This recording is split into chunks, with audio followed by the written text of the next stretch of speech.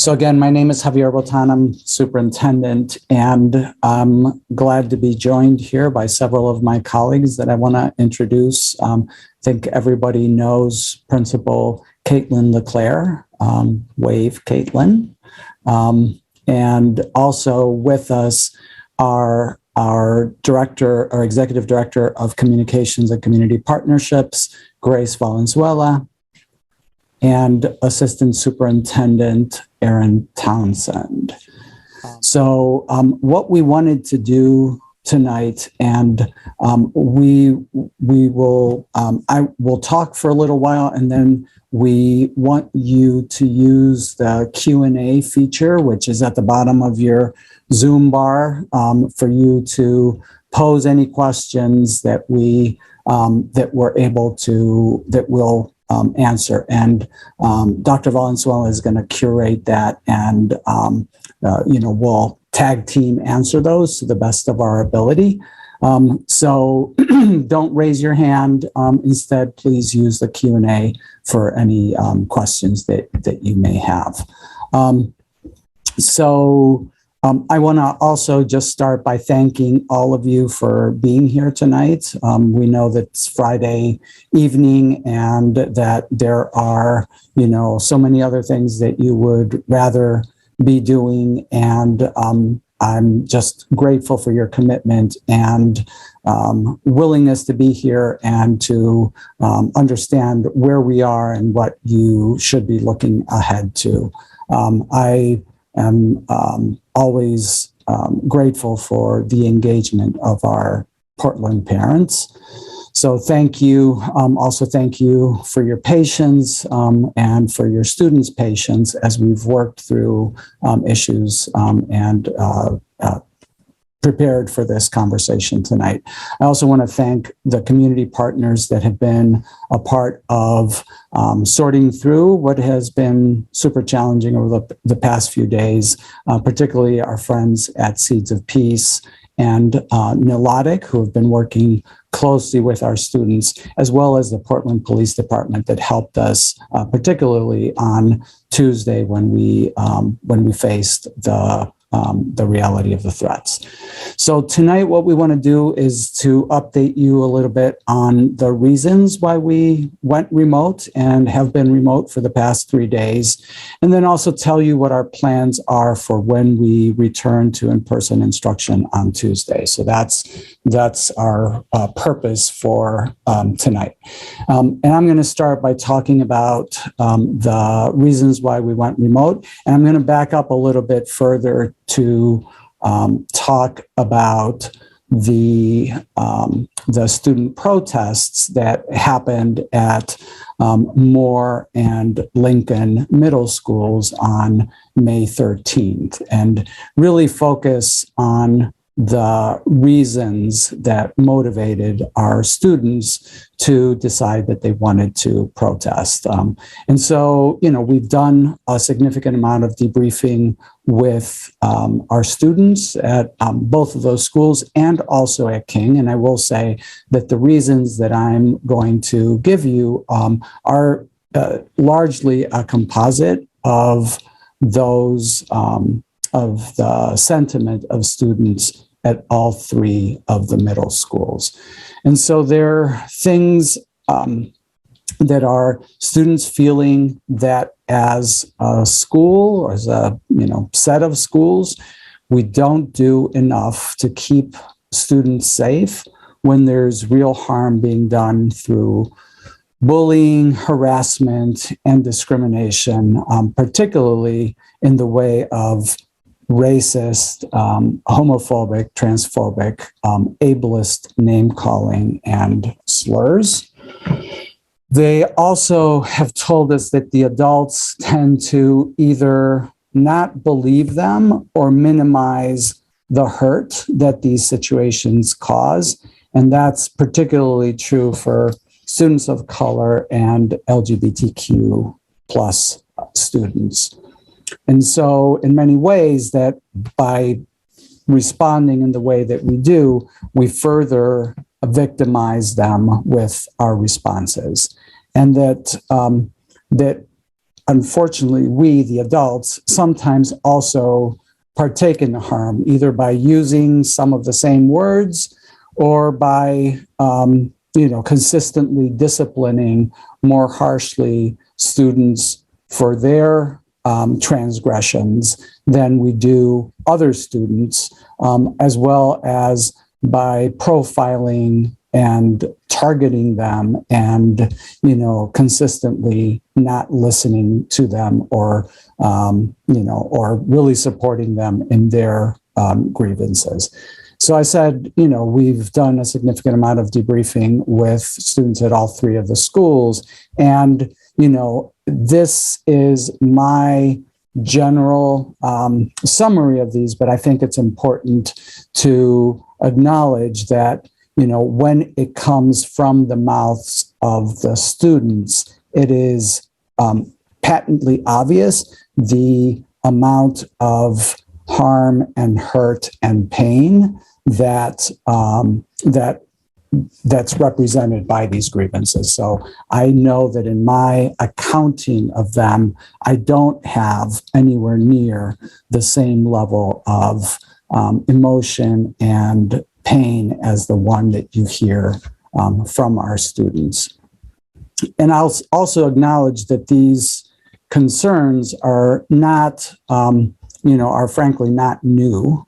We have multiple data points that we look at and understand to be our reality that confirm this, whether it's our student surveys or our discipline data as a school district.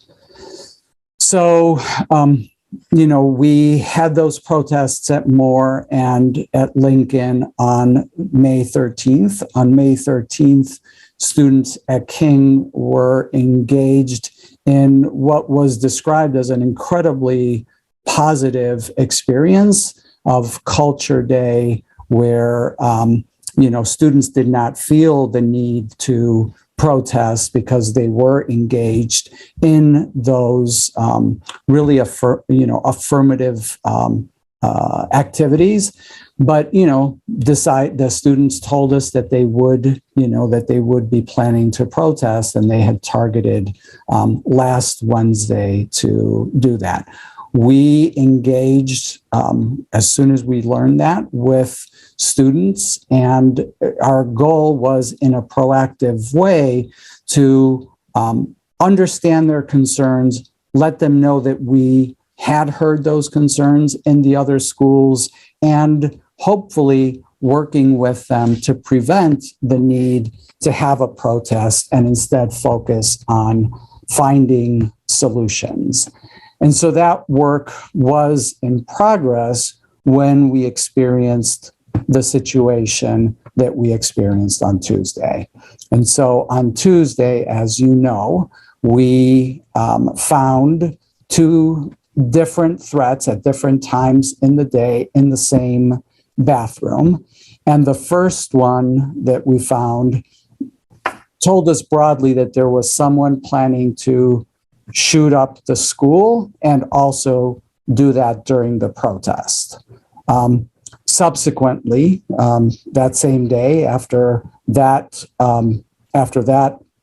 threat had been erased, photographed, communicated to the police, and so on, there was another one that was found that said that there was someone in the school who had a gun.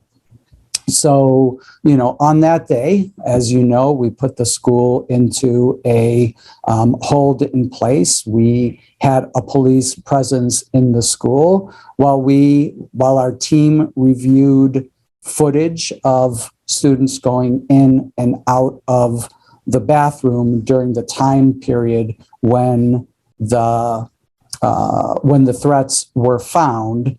And once we were able to have a complete list of the students that were involved, that were in the bathroom during that time, we were able to, with the approval of the police, their judgment that there was no substantiation of the threat, we were able to released students to go to their classes and were able to dismiss school, on the regular schedule.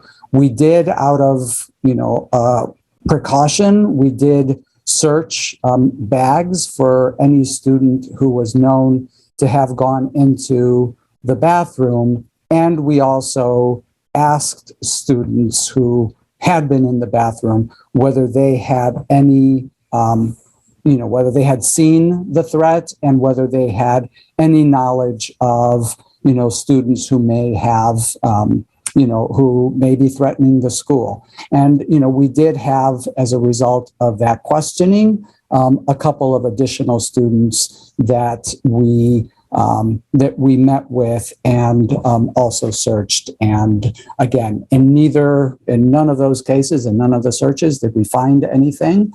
So again, with the consent of the police, we agreed that the threat was not substantiated. However, we knew that there was a threat to the protest, and then, unrelated, but obviously as a significant backdrop to all of this, we learned about the Texas shooting incident. And that affirmed for me that it was, there was no way that we could have an outdoor protest.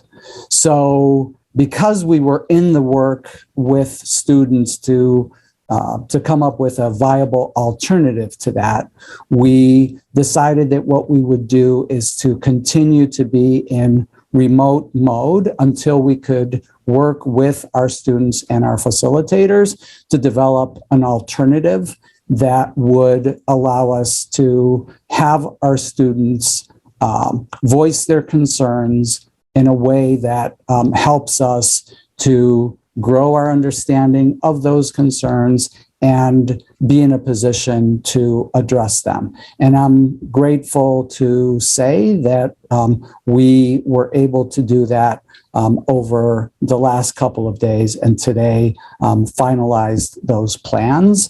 And so we're comfortable now bringing students back to school on Tuesday, and believe that we have a viable alternative to having students protest outside of the building. So I'm going to turn it over to Principal LeClaire to talk a little bit about what those plans are for Tuesday and beyond. Caitlin? Thank you, Superintendent Bajana, and welcome to all King families. So as has been explained, we have been working to find effective and supportive ways to really elevate student voice, and have been able to, in the past few days, to work closely with a group of 7th grade students composed largely of representatives from our BIPOC empowerment group and our LGBTQ plus club, to come together in collaboration with Seeds of Peace. And they have been engaged in conversations about student concerns that need to be raised and ways that in which for us to elevate those concerns and voices across the school.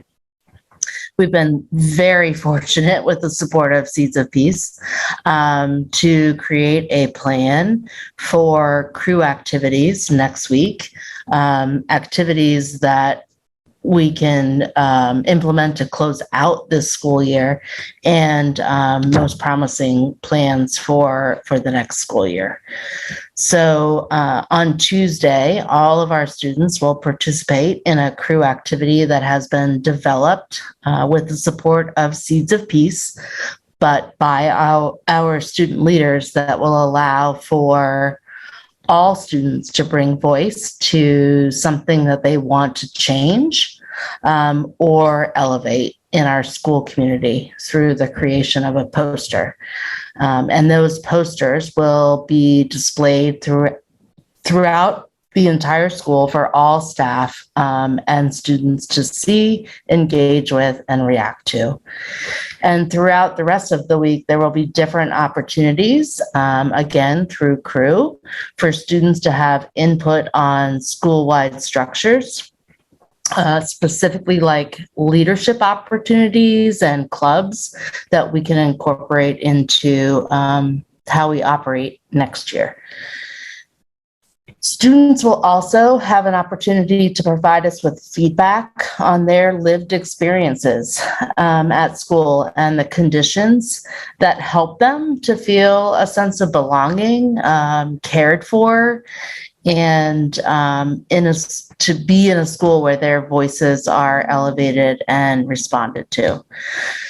We know that this is really important work, and super grateful for the role that our students will play in the coming days in shaping how we grow and move forward as a school.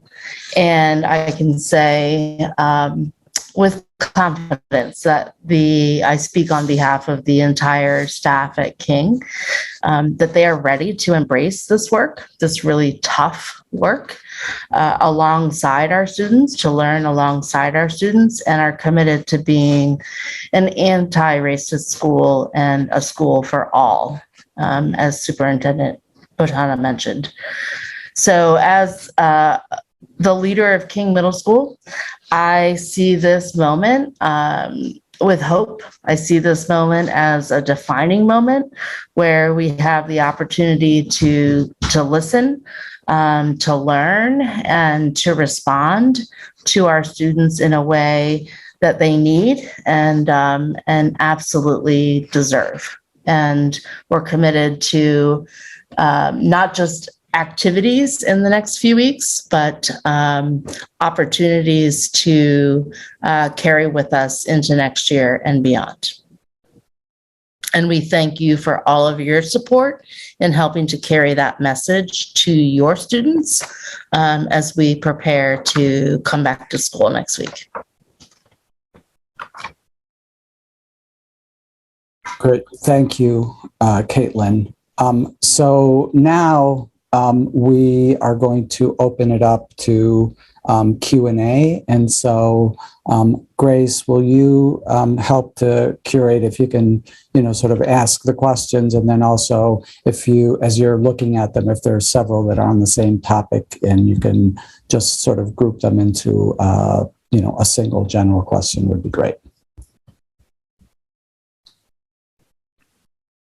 So the first question is about our Title IX anti-harassment policy created in 2020. And the question is if we can give an update on the training that have been given to teachers and staff. Sure. And I know that Assistant Superintendent Townsend is with us. I don't know, Erin, are you able to answer that? I think you could probably get into more detail than I can. Sure. Yeah. I apologize. I'm in transition a bit, but we have begun at all of our secondary schools, so both our middle schools and high schools. We have established building-based Title IX liaisons who have worked with building leaders and our ombudsperson at the central office to provide initial training to all staff. So we had in the spring of 2021, they all completed initial professional development around the policy, around their roles as reporters, if they observed things or were witness to it, or if students had come to them. And in many of our schools, we've done subsequent follow-up training around that as well. So we've begun those efforts. I think, we continue to learn through the implementation of the policy that there's ongoing support that's continued to be needed.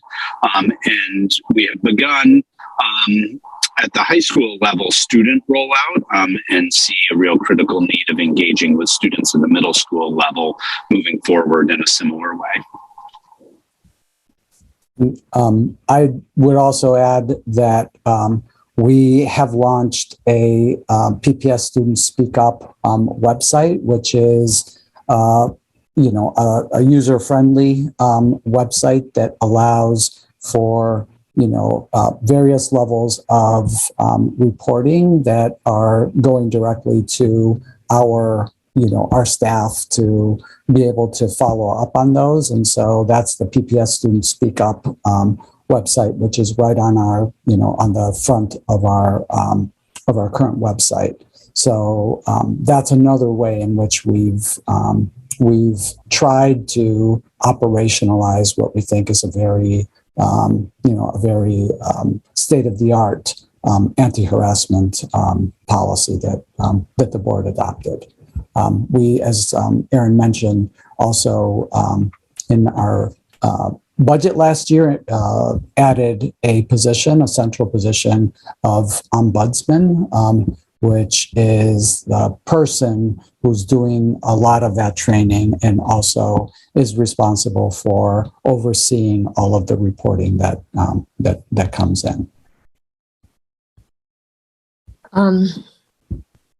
Related to that, Javier, would be a question related to training and guidance given to teachers to better support the concerns of students. It sounds like the students are feeling unheard and unsupported, and that the teachers could be doing more to intervene and de-escalate in real time, rather than having the issues continue to the point that students feel a need to protest. I mean, that's obviously a complex question. I don't think that we have an answer that, that is satisfying to our students, right? I think, we have a policy, we've done what we've just explained, and yet we have those same feelings of concern and alienation that has pushed students to want to protest. So I guess the answer to the question is not enough. It's a work in progress. The work that Caitlin detailed, that is what is going to happen at King next week is next week and through the end of the year is another step in addressing that.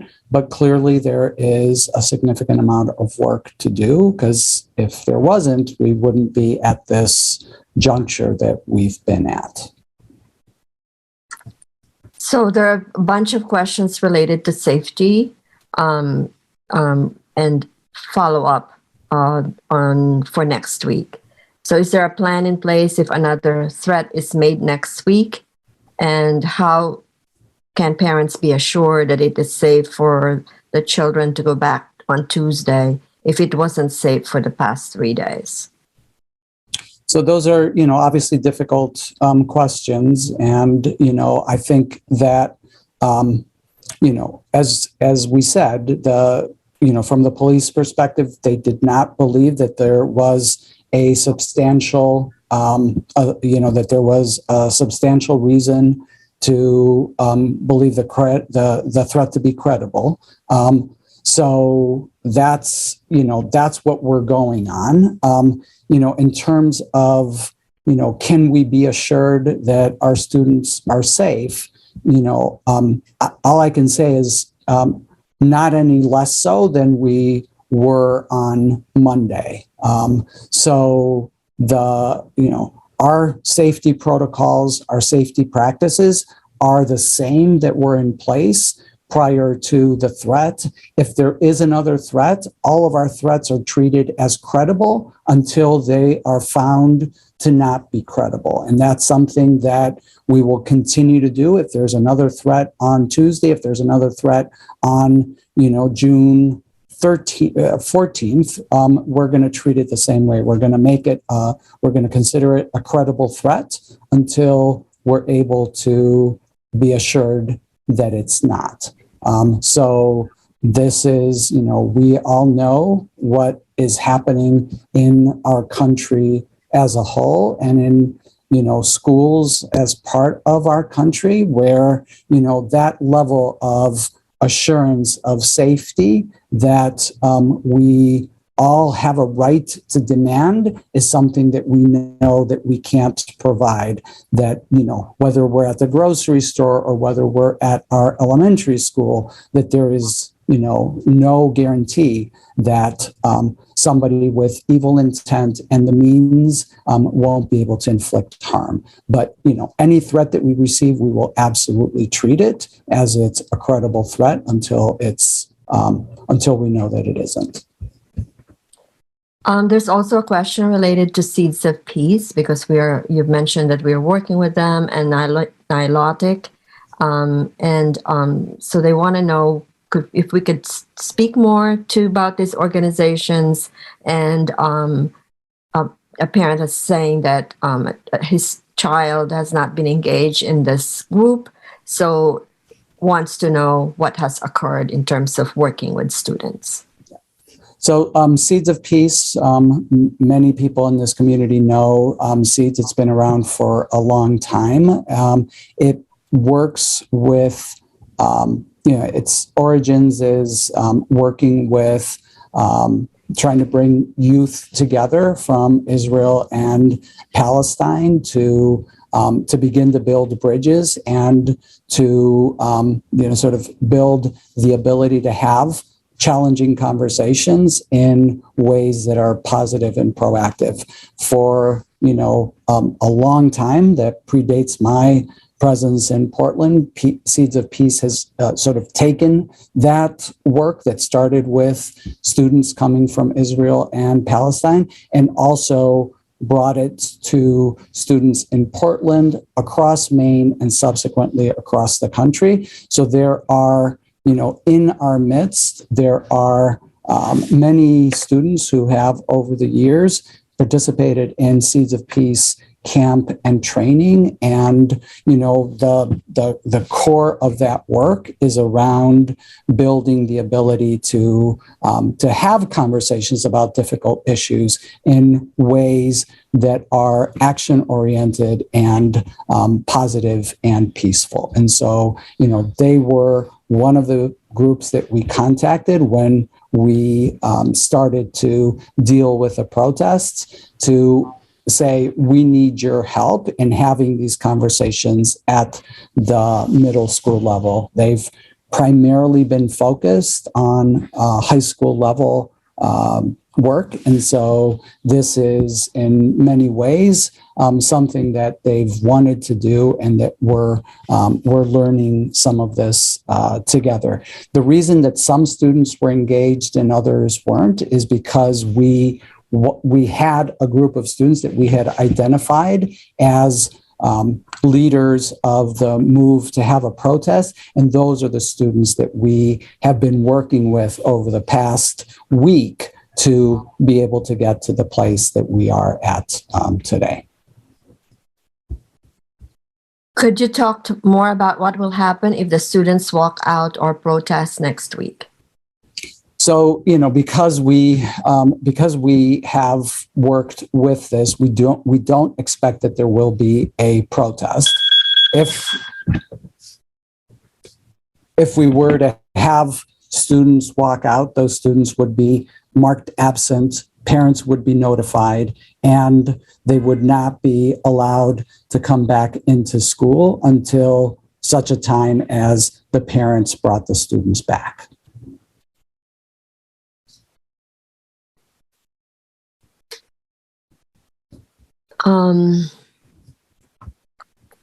What efforts are being made to add two questions here related to the diversity of teachers and school leaders, and what efforts are being made to add more teachers and school leaders and the diversity of our student population?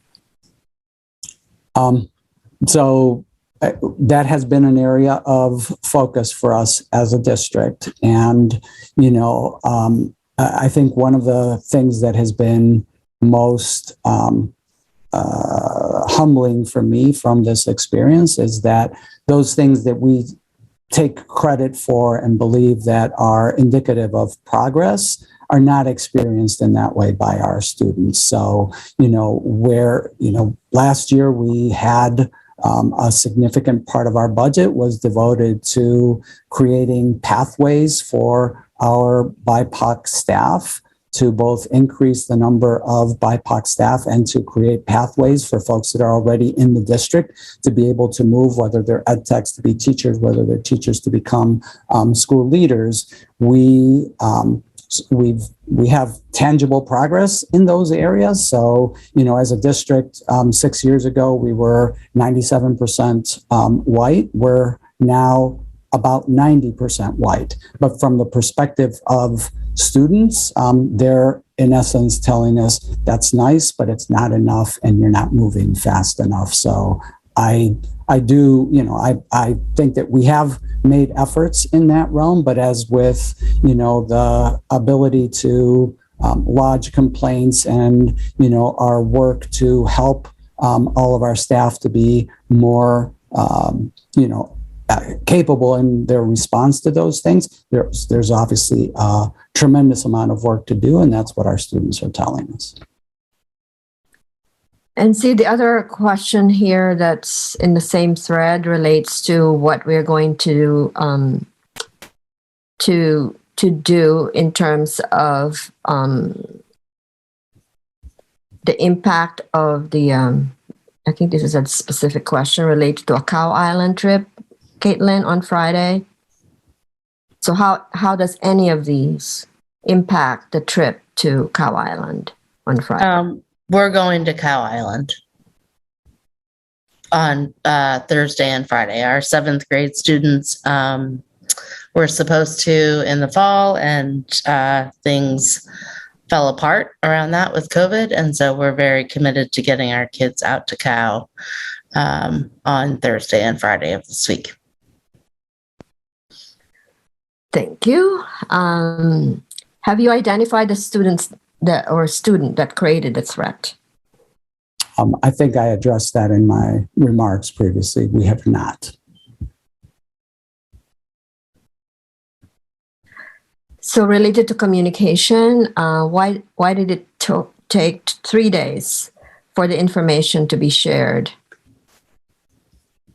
We were working with the students, as I described earlier, to arrive at a place where we were confident that we would not have protests where students walked out. And so that's the reason that we were able to, today we were going to tell you whether, the outcome was what we're telling you, or whether we were, we were going to come back to school and that there was going to be a protest, and how we would have handled that. So I'm really happy that we are where we are, but that's why we needed to have some time to be able to do the work that we did. And I'm happy and proud of the outcome that we've had, and I'm glad to be able to be here and tell you that that's where we are. So this question relates to, again, interaction between student and school leaders. So that are you considering more structured and regular interactions between students and school leaders, so the lines of communication are open consistently, rather than having issues escalate to the point that students feel the need to protest? Again, I don't know how else to answer that question. We're clearly not where we need to be. We're committed to doing the work to make strides in that area. And, we've been committed to that work and have gotten to where we are today. So, I don't have an answer that is like, yes, by Friday of next week, we're going to be all there. This is hard work. It's, long-term work, and it's what we're committed to doing. Ms. LeClaire has described some of the steps that we've co-developed with students that we're going to be taking, between now and the end of the year. And our commitment won't end there. It will continue into the future. For those who don't feel mentally prepared to return to class in person next week, will there be possibility of at least continuing classes remotely for at least one more week? We're not planning to run remote classes next week.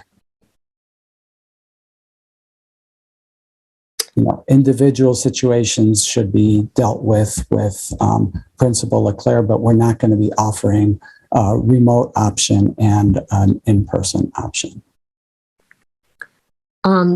This parent's talking about his child and his friends often express that they are singled out and treated unfairly and harshly.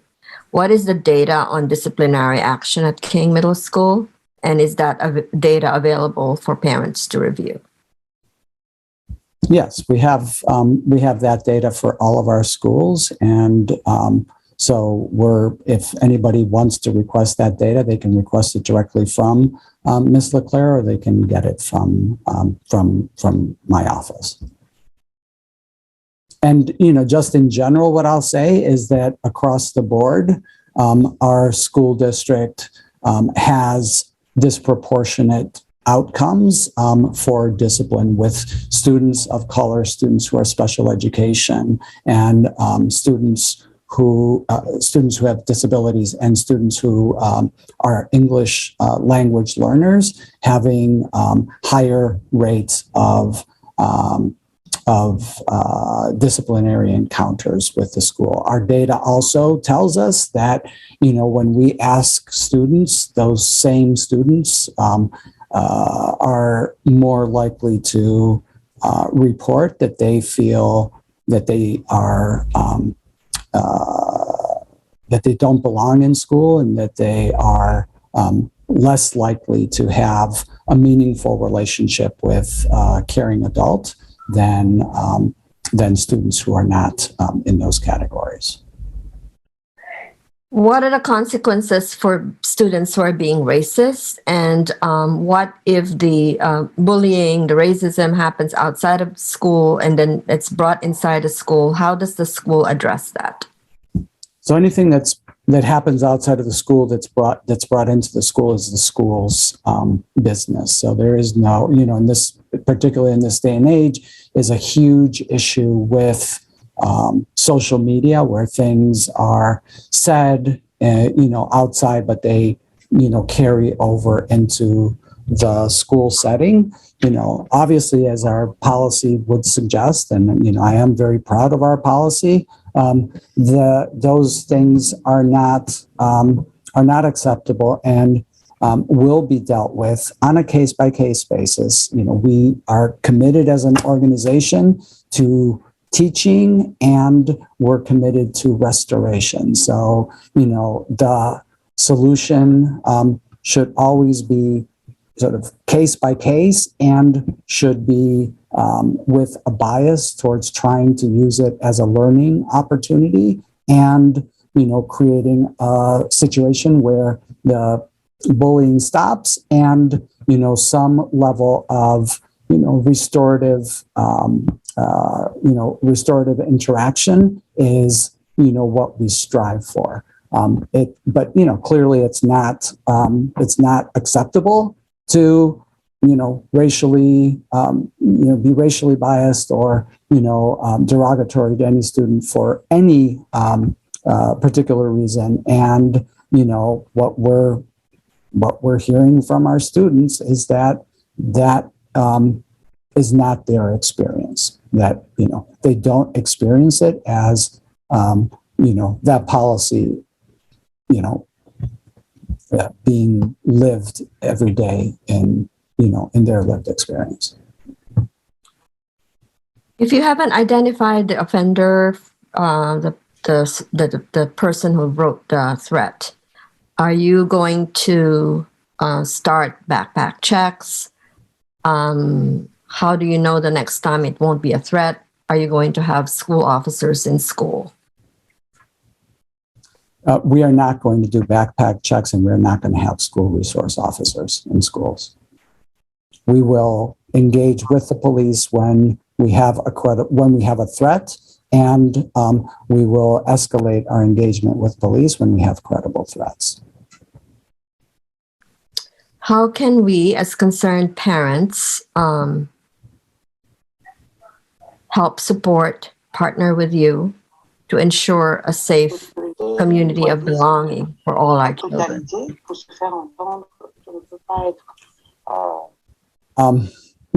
Obviously, we're committed to engaging with our community and with our parents. We know that we need to work together to be able to create that that community that we all strive for.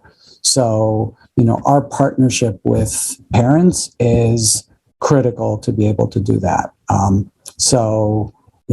Everything, we stress the importance of your monitoring your students' well-being and communicating with us when you feel that that your student needs additional support. And that is our job, to be able to provide that additional support when we identify it. We look for those things when we think about what is the key to student safety. It's not backpack checks. It's making sure that, every one of our students has a meaningful connection with a caring adult.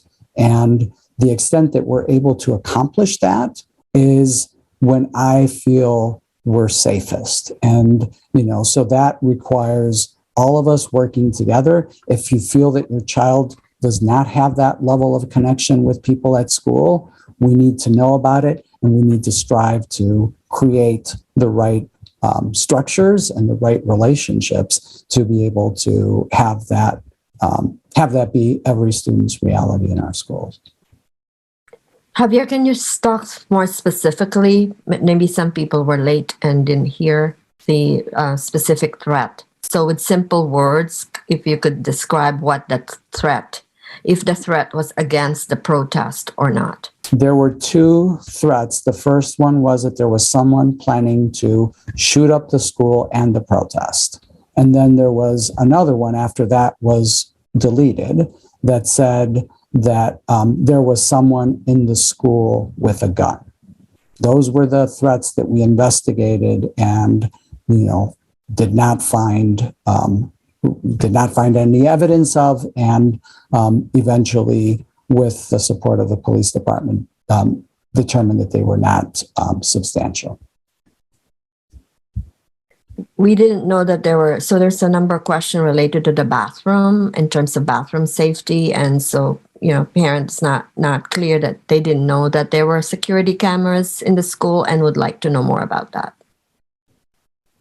There's security cameras in the school. They're not in the bathroom, but they do capture the hallway, and they, those were the cameras that we looked at, and we, were able to identify the students that went in and out of the bathroom on that day. Grace, can I just add one piece of information that I think in terms of like how can families support and partner with us is also to share this messaging and our intent and efforts as we head into the rest of this year, but also into the following school year. I think that will be really important for students to hear from their families what they've learned about this conversation and our commitment to having their voices be heard and to change. Are there new considerations being discussed as way of teaching styles that may cater more towards a culture of hierarchy that favors old white America more than the population of cultures we have now in school? What is the way students can be taught so that they can relate to the way they learn? This is ongoing work that we are committed to doing as a school district. We have invested in trying to decolonize our curriculum. We've invested in, trying to build a more experiential way of learning for our students. King is well known for their work in those areas. So, clearly there's more that can be done, and it's a work in progress. But yes, we're cognizant of the fact. And one of the things that the kids tell us is, that the degree to which they learn about and in ways that are consistent with their preferred ways of learning, that the degree to which we do that is part of helping them to feel that they belong in our schools. So this parent is appreciating that the school is addressing the grievances of the students, and there needs to be further discussion with any kid, however, who might have information about the bathroom threat. And, another parent saying that the gravity of the situation in Texas might convince a student to come forward with the information. We'll continue our work on that front. So that is, absolutely part of our work as well. Is there a way that a child can request not to be involved in these activities if they are not comfortable? I'm not clear what the activities are the person is referring to, but that's just the question. We do have a procedure and policy for individuals whose families want them to not participate in a activity. And so if you ask Principal LeClaire your specific situation, what activities are you objecting to, there is a policy and a procedure around that. So I'm reading some of these additional questions here at the bottom, and Right. so we don't know who made the threat. We don't know that. We know who entered the bathroom during that period of time, and we know that none of those individuals had a gun, and that none of them came forward with any information about, who made the threat. Nobody acknowledged that they made the threat.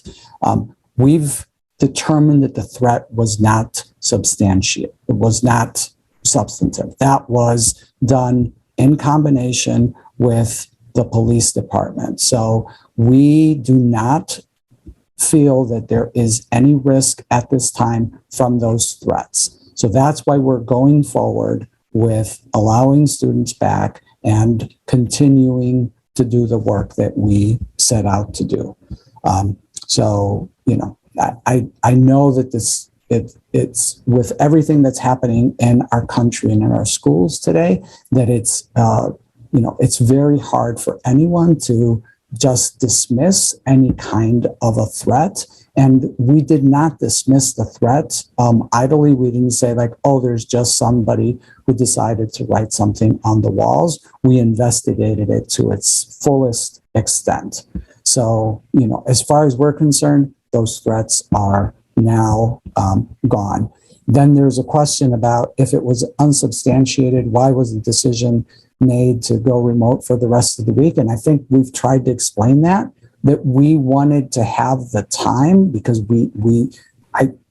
because of everything that's going on, I did not feel comfortable having that threat against the protest and having people outside. I just could not reconcile that in my own heart. And so I just did not feel that we could do that until we actually tried to avoid having kids go outside. And that's what we spent the rest of this week doing. And, where we are today, where we're able to say, that we are not going to be expecting students to go outside.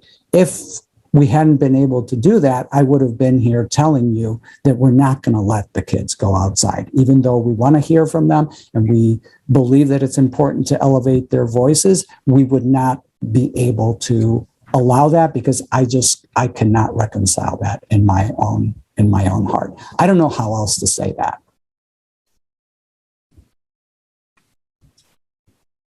It doesn't make it substantiated. It doesn't make it, that we're concerned that it would happen, but I couldn't do it. I just honestly could not do it. So there's a mom who called Josephine, who was a student at the school, and she wants to thank everyone for being here, but she has some questions related to the protest and why the children get to the point where they need to protest. She doesn't feel like protest is a safe and agreeable thing. So she's concerned about the protest and the potential violence of a protest. Hold on a second. Let me see if I got that right. Anything else, Josephine, that I missed? Okay. Is that the gist of it?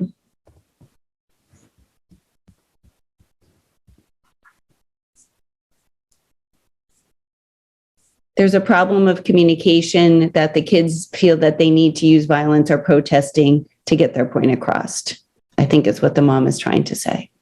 And I think we recognize that is true. And as we've, said throughout, that it's painful and, it's painful and it says that we have work to do. And we recognize that this is not what we, this is not what we strive for. This is, clearly our students telling us that we must do better, and we accept that, and we'll strive to continue to get better. So, absolutely. Is that good, Josephine?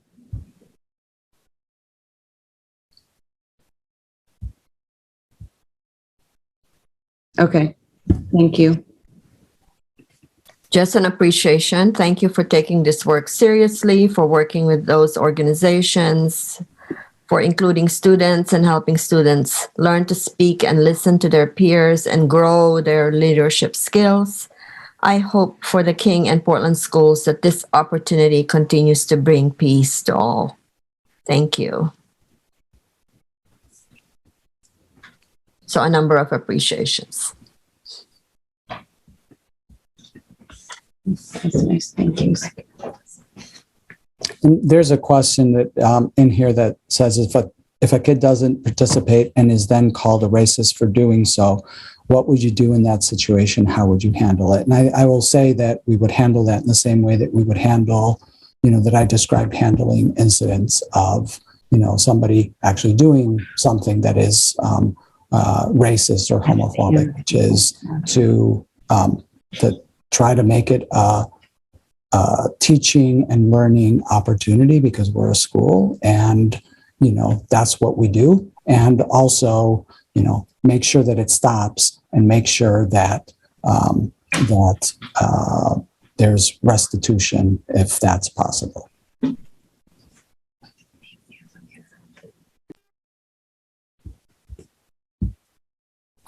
And there's a question there that just came in, Javier, about how do you support teachers who may be falsely accused of being racist? In the same way that I just described.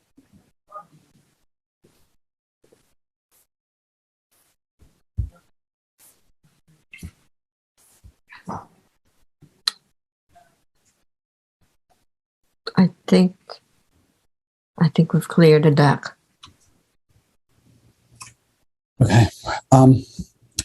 Again, just extend my appreciation. I know it's Friday on a vacation, a holiday weekend, and so this is not how any of us want to be spending that time.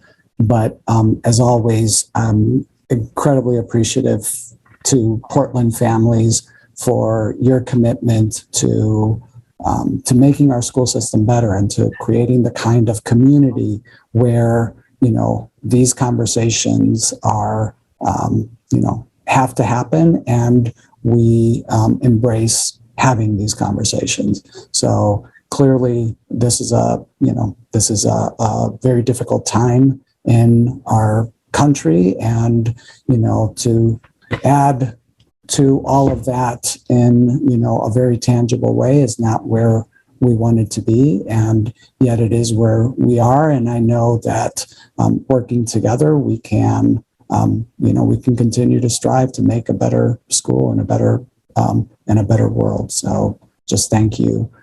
Thanks to our team for being here tonight. Thank you to our interpreters for being here and helping to make this accessible to our entire community.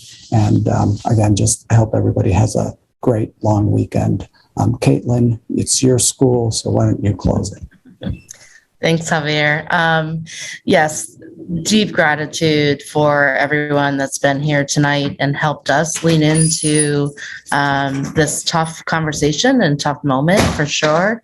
And, while imperfect, we are striving to, for sure, be better for our kids. And our relationship with you and our kids is, the most important thing. And so just want to express that gratitude, and really looking forward to welcoming all kids and staff back to school next week, and feeling really hopeful about the steps that have been, determined for the rest of this school year and heading into next school year. And please know that we're here, we're your partners, and we really value your input and your role in all that we are trying to do to be the best for our kids. So many, many thanks. And as Javier said, enjoy this very nice long weekend. And we look forward to, I will share a follow-up parent communication. I will be sending a student communication on Monday to prepare kids to come back into the building via email. And we'll also keep the lines of communication very open with parents. So thank you.